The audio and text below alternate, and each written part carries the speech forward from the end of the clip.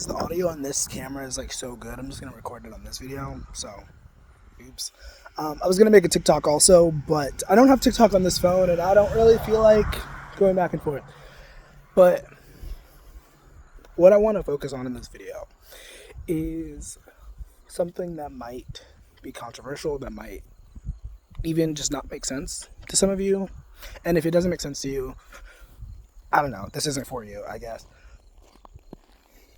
I was recalling a time where I met this individual, and this person's presence was so strong, and it's crazy to think that I give off the same effect to other people. And it's not even like an ego thing, but like it's something that I continuously come back to on my spiritual journey. Like, my energy is very loud, and the way that I perceive this person, once again, is literally how I come off to a lot of people. One thing about it, it was really hard to look directly at them. It was like the sun is coming out now. It's like as if the sun was like in front of me, and like somehow I was able to look at it, but it was just like, it was hard to look directly at him. And if I could talk more in detail about it, his name was Gabriel. He called himself Gabriel, and to some extent I kind of associated him, whether or not like it's the actual case, I did associate him with like the archangel Gabriel. Like that was like the sort of energy that he put forth. It was very powerful. Like I even remember specifically, because I know this about myself. I've noticed this, and once again, I try not to think about it too much in this lens, but I know it's a thing. I know that like oftentimes when I'm traveling, when I'm on the move, you know, the traffic around me kind of like is my energy. Does that make sense? I don't know if that makes sense the way I said it, but like once again, his presence was so strong, was so powerful. And when I say that, like when I first saw him, when I first met him, the traffic was crazy. There was like hella traffic out of nowhere. Everybody was like really loud all of a sudden. And then there was this one truck, you know those trucks with the cross on the back, and it's like a thing? One of those crossed by, or one of those moved by, and it was like dragging across the street, and it was like so loud, and I was like, who is this person? Who is this individual? Once again, obviously they told me their name was Gabriel, so, you know, Gabriel. And once again, whether or not we attributed that to like the archangel Gabriel that we know in the story, his energy was very powerful. Like that's undoubtable. That's not something we could doubt. And once again, it's crazy for me to think about myself in that context, to think that that's how I show up to people. And I know that that's how I show up to people, because people, for the last few years of my journey, probably all my life, honestly, but for the last few years specifically, when I've been like noticing it, people are so weird in reaction to me sometimes. Like what prompted this video was that I was watching a video about the eyes of a chosen one. Now, I don't really love using terminology like that, but basically the chosen one is synonymous with like someone who's really aligned with God, someone who's like really in close relationship with God, or like creator or source, or whatever you want to call it, divinity, excuse them all. And I know that for sure. Like I pray a lot. Like I try to be, you know, as pleasing as I can be to my own divinity, etc., etc. And there's a video about like the eyes of a chosen one, and it really made me reflect on moments of like awkwardness when it comes to eye contact, because there's also something to be said psychologically about like autism, and how like autism makes it hard for people to make eye contact. But I think on a spiritual level that kind of translates, you know, to autistic people usually being a little bit more aware spiritually, and you know, to some extent they kind of know not to make eye contact. And I remember specifically before I left Indiana, I told one of my friends, one of my peeps, I was like, and I don't know where the insight came from. I mean, obviously I feel like it's came from divinity, but like at the time I just kind of said it. I wasn't really thinking too much, but I told him be careful who you make eye contact with. And I imagine that really stuck with him. For me, I was just saying it just felt right to say, because I was going through a little bit of a moment. I was going through a little bit of a psychotic break, low-key. And so I was experiencing all these, like, things. And I think eye contact was something that I, like, had been made aware of, you know? And so I was like, be careful who you make eye contact with. And, I feel like I said this to that person, like, as a subconscious message, like, because, like, that's such a weird thing to say, right? But I think he found it useful. Like, he was like, all right, thanks, bro. He doesn't sound like that. But, yeah, it was an interesting moment. And I don't know. I'm making this video also just to make you aware. Like, if you ever experience people being weird about making eye contact with you, or just generally being weird about your presence, it's because your presence is so fucking strong. Like, it's really hard to fathom, I think, as the person emanating that energy. Like, it's weird to think that wherever I go, there's some sort of, like, supernatural force that, like, shows my presence. Like, as I'm talking, there's a fucking, can you see that?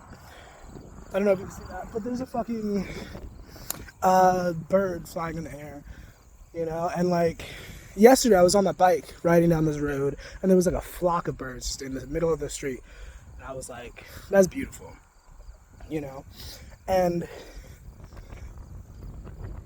now the wind is picking up, and other people, they see that, they notice that. It's, like, really weird to think that, like, there would be people that would be afraid of that, but that is a thing. And that's why I think it's so necessary to be conscious of this, because when you're unaware of it, you'll have people react a certain way and, like, try to play on your top and, like, all this shit. But when you're aware of it, you can, like, keep it in the back of your head and know not to let people play on your top. Because it's unfortunate, but a lot of people fear what they do not understand. And instead of, like, trying to understand or, like, trying to learn, they fear what they don't understand. And what do we do when we fear something? We attack. We retreat. We go the opposite way. And sometimes I've noticed people just, like, avoiding eye contact with me, or, like, and I don't know. I've also noticed. I'm so thankful for my curiosity and my adventurous spirit, because I have learned through this, being curious, that. And I've said this publicly before. I've even written a song about it that I had to rewrite because I lost the original paper, but I digress. I learned that, how do I say this? Divinity, God's essence, otherworldly forces, when you embody that, for a lot of people that you encounter, that's going to feel like a sort of drug. Like, I think that's also just love as a general, but, like, if we tie love to the idea of God, then that's also something to say. But generally, when you carry that energy, it is like a drug. It really changes people's perceptions and shit. And I had asked to really understand, and I went through a psychosis. That's how I know. Like, personally, that's the effect that you have on some people, my love. Like, whether you want to believe it or not, like, some people literally go crazy because of you. And not because of you, but, like, through you, I guess, if you could say it like that. Like, I remember asking for, like, clarity and understanding around, like, why people act the way they do around me. And I feel like I got a glimpse into, like, how other people view me. And it was, like, really weird. It was really crazy. Like, I was really starting to believe that I was, like, and I've had this delusion before. This isn't, like, and I say delusion loosely because, I don't know. I think all thoughts kind of have some basis in some form of reality, You did not have to go. I'm already in the grass. I don't know why you would. You didn't have to do that, but thanks. Anyways, the delusion if I could talk about it, was the idea that I was, and it's such a sad delusion, such a sad story. Like, whenever it did come into my brain, it really made me angry for, like, extraterrestrials. And it made me dislike humans, honestly. But, like, the delusion was basically that, like, I was the original E.T. Like, when you think of the story of, like, you know, an E.T. coming to Earth and, like, trying to help, or whatever the fuck, and then being captured and being forced into, like, whatever, you know. Like, I had that mindset. And it was so weird because I was juggling having that mindset, but also remembering that, like, I'm in this lifetime, and I'm experiencing Tariq. But, like, it was like, I had the knowledge of, like, you've been here so many fucking times. And so many times they, like, fucked with your shit, you know? And it was like, wow. Because I know I was talking about God, but, like, there's something to be said about, like, aliens being a sort of, like, God race or whatever.